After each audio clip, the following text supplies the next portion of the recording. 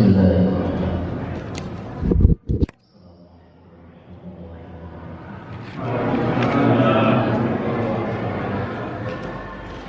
Alhamdulillahirabbil alamin. Shallallahu alaihi wasallam Muhammadin para bapak dan ibu jamaah sholat maghrib dan nanti insyaallah sampai isya juga jamaah taklim malam satuan, mudah-mudahan semuanya dalam berkah dari Allah Subhanahu wa Ta'ala. 19 baris kedua. Bismillahirrahmanirrahim. Kanjeng Nabi Muhammad sallallahu alaihi wasallam dawuh, jare Kanjeng Nabi ya Ali, Ali lil mukmini iku tetep kadue wong kang mukmin, orang yang beriman, salasu alamatin utawi telu piro-piro tanda. Orang beriman itu dari sisi yang lain cirinya ada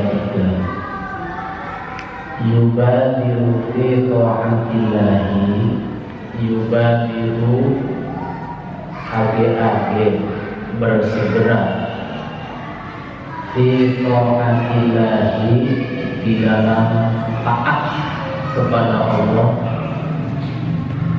wa yajtanibu dan menjauhi al-maharima, hal-hal yang diharamkan, wa yahsunu dan berbuat baik, ilaman kepada seseorang, asa'a yang orangnya berbuat jahat, buruk, ilaihi kepadanya. Bapak Ibu yang saya muliakan, di dalam kitab yang lain ciri orang yang beriman banyak. Di dalam kitab ini dari sisi lain Rasulullah SAW berbicara, bersabda tentang beberapa ciri orang yang beriman. Orang yang beriman itu salah satu cirinya yubadiru fi ta'atillah, bersegera untuk melaksanakan taat kepada Allah, tidak menunggu nanti orang diengkok-engkok. Taat itu segera, jangan menunggu nanti, sebab bisa jadi nanti kesempatannya sudah tertutup. Bisa jadi nanti kita tidak sampai ke sana. Ibu bapak, kira-kira beberapa hari yang lalu saya tengok seseorang lagi sakit. Saya lewat di depan rumah seseorang. Di depan rumahnya banyak orang dan banyak motor. Kemudian saya berhenti. Saya bertanya kepada orang yang berhubungan, ini ada acara apa? Banyak banget motor dan orang. Kemudian salah satu anggota yang punya rumah itu jawab pada saya, Bapak lagi sakit. Karena yang datangnya banyak, saya berpikir kayaknya sakitnya memang begini, yang datangnya banyak. Kemudian saya masuk ke dalam rumah untuk menjenguk yang sakit. Ketika saya jenguk, bapak-bapak tangannya lambaikan kepada saya, kemudian saya sambung tangannya. Orang itu berkata, Pak Ustaz, isunku dua dosa apa? Begitu Pak, kesajet ketika saya jenguk. Pak Ustaz, isunku dua dosa apa? Sudah 70 tahun Pak. Maka orang yang beriman itu jangan sampai kedatangan hal seperti itu terlebih dahulu nembe pan pura-pura sadar. Jangan. Saya ini orangnya senang main, senang silaturahim, dan banyak sekali orang yang mengalami seperti itu. Kita di dalam taat kepada Allah yubadir atau tidak, bukan mubazir. Kalau mubazir itu menyanyiakan, yubadir, bersegera atau tidak. Gampangnya gini, sebut saja misalnya kalau asar apa? Asar atau isya. Allahu Akbar, Allahu Akbar. Ibu yang sedang nyapu halaman rumah berhenti atau tanggung? Nembe separuh lamun mangkat ning masjid dingin pragat sholat jamaah engkoe bliki yang menyapu tutugaken wae dingin lah nyapu pragat nyapu sholat di masjid juga selesai. Bapak Ibu, iman kita kayak apa? Ibu bisa jawab. Bersegera enggak ketika dipanggil oleh Allah? Bapak-bapak lagi main catur, disekak seter Pak. Ngerti ya Bu? Disekak seter. Raja nggak bisa maju, nggak bisa mundur. Pak, dipanggil Allahu Akbar, berhenti atau menuju masjid? Juga nanti dulu ini raja nggak bisa maju, nggak bisa mundur. Kalau bapak-bapak membela-bela kayu, Pak, kayu itu catur kan kayu, Pak, kayu mati, kayu yang dipotong-potong. Raja juga kayu, atau pakai plastik lah misalnya. Itu artinya bapak-bapak kita tidak yubadir fi taatillah, tidak bersegera. Mikirnya apa Pak, tinggal dilempit bas sedikit ya namanin catur. Ketika diminta taat kepada Allah, kita bersegera atau tidak? Tapi kalau playnya, ngerti ya playnya Bu? Tidak bersegera, tidak usah kita iman kayak apa, dirasakan kita sendiri masing-masing saja. Orang yang beriman kata Rasulullah yubadiru fi taatillah. Yang kedua, wayajtanibul maharim, dan menjauhi yang haram. Sudah paham semua. Yang ketiga, wayaksunu ila man sa'asa ilai. Angel kitu Pak, yang ketelu ki panglakonan iki Pak. Wayaksunu ila man asa'a ilai, berbuat baik kepada orang yang jahat kepada kita. Enggak percaya saya. Coba. Wayaksunu, berbuat baik ilaman kepada seseorang, asa'a, yang dianya berbuat jahat, ilaihi, kepadanya. Kita oleh Rasulullah disuruh berbuat baik kepada orang yang berbuat jelek kepada kita. Ya angel panglakonannya, angel. Memang susah Pak. Dan yang bisa mengerjakan seperti itu ya orang yang imannya berkualitas. Orang yang tidak berkualitas susah. Dah, gara-gara sampai yang nggak dikirim ayam saja, besoknya sampean nyembelih kambing tangga yang tadi nggak dikasih. Dendam. Bapak-bapak, ibu-ibu, siapa di antara kita yang berbahagia ketika teman kita, saudara kita, atau tetangga kita mendapat anugerah? Rezeki noplok lah. Siapa di antara kita yang senang ketika melihat orang lain mendapat rezeki yang nomplok? Jarang Pak. Tanya saja, Masya Allah, kok kuwen sih, kenapa bukan saya? Tuh, kok kuwen sih Gusti, kuwen Masya Allah, kenapa enggak saya? Ibu-ibu yang bahagia terhadap anugerah yang Allah kasih kepada orang itu tidak ada kecuali orang yang berjiwa besar. Sama dengan menghargai hasil karya orang. Tidak semua orang bisa menghargai karya orang lain kecuali orang yang berjiwa besar. Ciri kita jiwanya kerdil, kecil.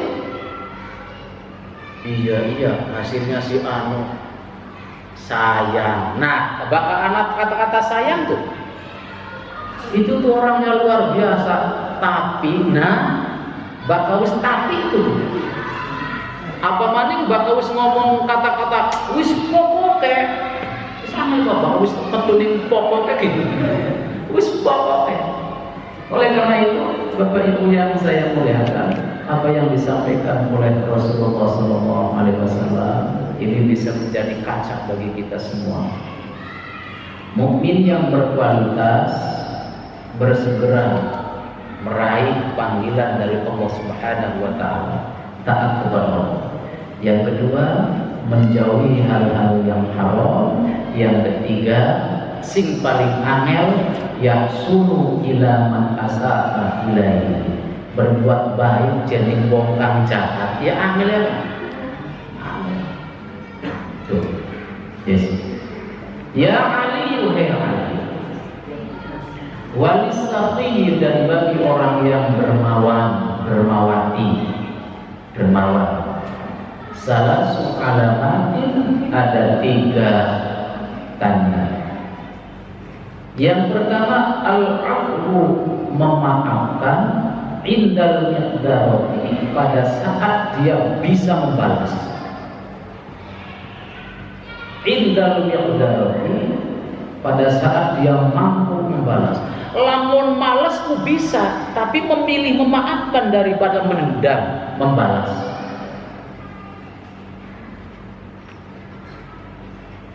Yang kedua, wa ikhrajuz zakati, mau mengeluarkan zakat, maksudnya dermawan. Wa hubbus shadaqah, gemar sedekah. Kalau sedekah itu sunnah, kalau zakat itu wajib.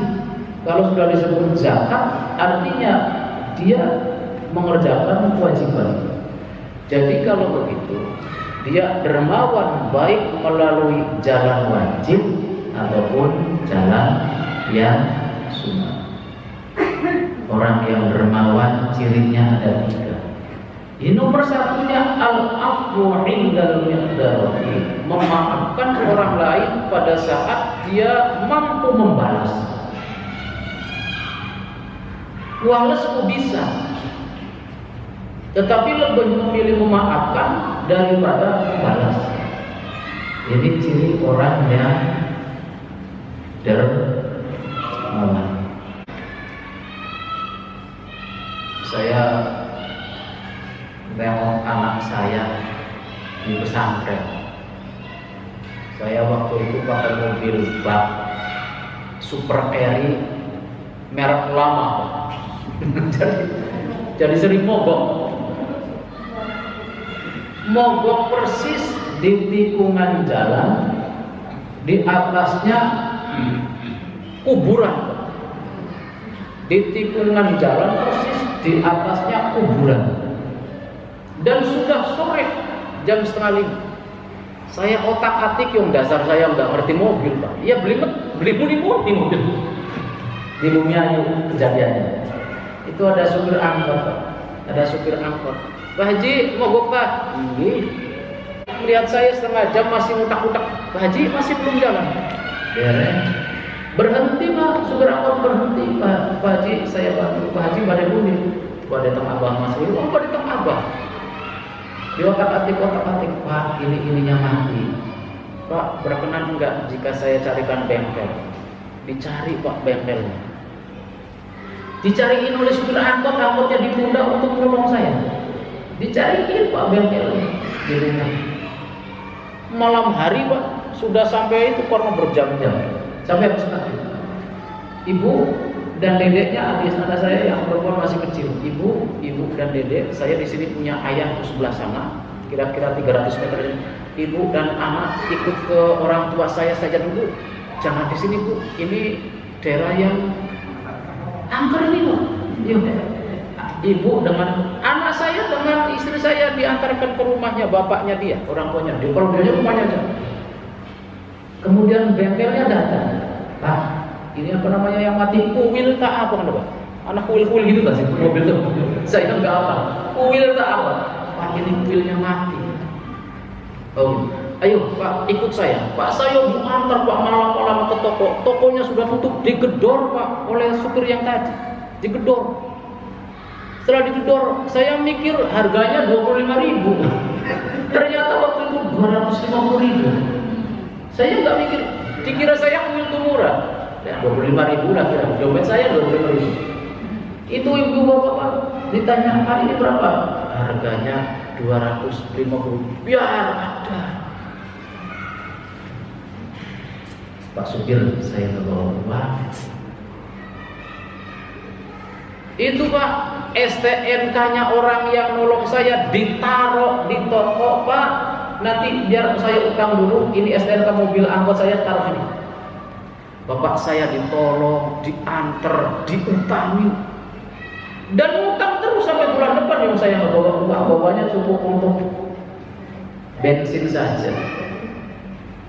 Besok-besoknya saya cari Pak. Saya cari rumahnya sampai dengan hari ini menjadi saudara. Ternyata memang orangnya orang baik Pak. Ternyata dikenal dalam keluarganya juga orang baik. Maksudnya orang kalau sering nolong juga dia bagian dari ciri orang yang beriman dan dia mencari orang yang dermawan. Nyambung loh Pak, tukang nolong karo loman tuh nyambung. Itu satu tipe. Orang yang suka nolong orang pasti dia dermawan. Orang yang tidak dermawan pasti dia nggak suka nolong orang. Berpikirnya apa nolong? Ya kita baik dingin. Saya aja dulu baru nolong orang. Malahan ada Pak orang yang melarang nolong orang. Dek, mau apa? Itu nolong aku. Mikir wong sejen sira-sira bae dingin. Lah begitu Pak. Jadi berpikirnya ke sini dulu baru orang lain itu. Bapak-bapak, ibu-ibu bukan ciri orang yang beriman. Baik, kita lanjutkan. Ya Ali, wahai Ali, walil halimi, dan bagi orang yang kalem. Salasu alamatin, ada tiga tanda. Yang pertama, yasilu man qata'ahu, yasilu nepu, menyambung, man qata'ahu, kepada orang yang memutus. Nyambung orang yang memutus. Bersilaturahim kepada orang yang memutus kita. Angel maning beba ya. Ini orang-orang yang berjiwa besar loh yang begini. Wa yu'ti man haroman dibacanya, dan ngasih kepada orang yang pelit kepadanya. Angel maning begitu. Ngasih orang yang pelit, aduh. Memang orang-orang yang berjiwa besar itu yang diceritakan oleh Rasulullah. Wa ya'fu amman dolamahu, dan memaafkan orang yang mendoliminya. Orang yang kalem, jiwanya lembut, tandanya ada 3. Suka bersilaturahim kepada orang yang memutusnya, ngasih kepada orang yang tidak mau ngasih kepadanya, dan memaafkan kepada orang yang mendoliminya, yang menyakitinya. Angel bikin kipang lamonannya. Maka lamun kita kalau kurang sampean ngelakoni ini, nuduhkan bahwa kita orang yang halim, orang yang kalem, orang yang berjiwa hebat luar biasa, berjiwa besar. Jadi kalau begitu, kita berjiwa besar atau belum? Tinggal ini saja Bu, dibawa dalam diri kita. 1, suka silaturahim atau disilaturahimi.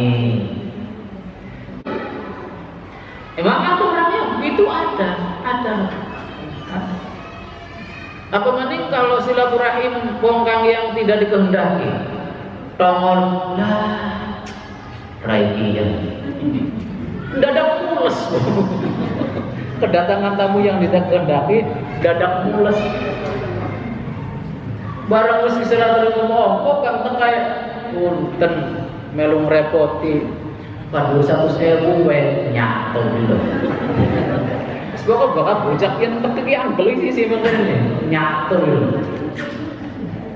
Ibu-ibu, bapak-bapak yang saya muliakan, sampean sedekah 100.000,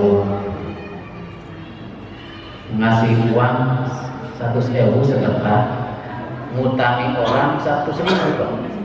Kalau 100.000 ngutangi kan nanti kembali. Sedekah 100.000, ngutangi orang 100.000, sama-sama ikhlasnya, pahalanya gede ngutangi loh. Kan mau balik mani loh, pahalanya besar ngasih utang. Saya ibu sedekah 100.000 ke orang, ibu ngutangin 100.000 ke orang, sama-sama ikhlas. Sedekah ikhlas, ngutangi ikhlas. Itu pahalanya Pak besar ngutangi. Kenapa Pak besar ngutangi? Orang ngutang itu sedang butuh.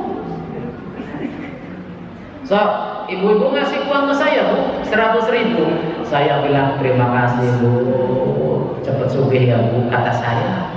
Dalam hati saya, alhamdulillah ning ke dompet anak 900.000 ditambah 1 berat 1 juta. Uang ibu tidak begitu penting untuk saya, ning dompet saya punya uang 900.000 misalnya. Misalnya. Tapi kalau saya datang ke ibu punten, anak saya di sekolah belum bayar LKS, 5 lagi 100.000. Ibu menolong penderitaan saya. Anak saya yang malu sekolah menjadi enggak malu, anak saya yang ditagih gurunya menjadi tidak murung, dan saya yang merasa lega karena saya membahagiakan anak saya. Maka ngutangi saya 100.000, pahalanya lebih besar daripada masih saya 100.000. Sama-sama saya ucapkan terima kasih Bu, sebab ngutangin saya berarti ibu menghentikan penderitaan saya. Tapi kalau ngasih belum tentu yang dikasihnya butuh. Iya benar. Oh.